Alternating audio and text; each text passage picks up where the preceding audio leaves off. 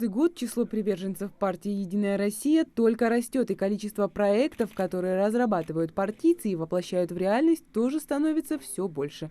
Доступная среда, народный контроль, культура, экология. Проектных направлений много, но все они направлены на развитие региона и повышение качества жизни населения. На территории Республики Ингушетия за первые полгода прошли мероприятия, прошли акции «Сделаем вместе», там экопроект, экоплакат, эколидер.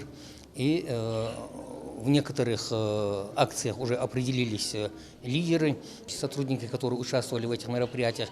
Экоплакат и эколидер заняли первое место, и они сегодня отдыхают в международном детском центре «Артек» и «Орленок». А повышение комфорта и качества городской среды стало одним из приоритетных направлений партии. Благодаря реализации федерального партийного проекта «Городская среда» уже многое сделано. Это и установка скамеек, пандусов, создание и улучшение пешеходных переходов в населенных пунктах республики. Также в рамках реализации проекта планируется благоустроить 4 общественные муниципальные территории.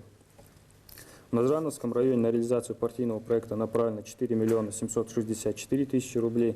Из них 3 миллиона 176 тысяч будет направлено на благоустройство дворовой территории 10 многоквартирных домов, расположенных в микрорайоне нового сельского поселения Яндари.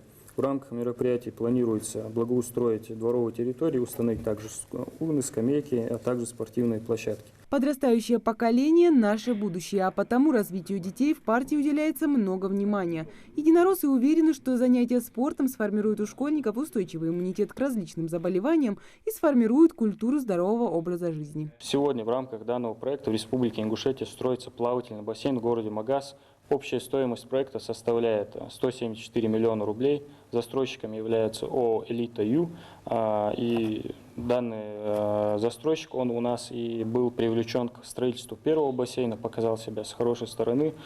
Сегодня бассейн, уже функционирующий уже около 5 лет, показал себя таким важным местом для отдыха и также оздоровления наших жителей. В приоритете у партии и другие направления – развитие сел, здравоохранение, образование, культура и многие другие. Но самая основная цель всех партийных проектов «Единой России» – решение реальных проблем жителей как региона, так и страны в целом. Мария Мистоева, Рахман Цуров, Новости 24.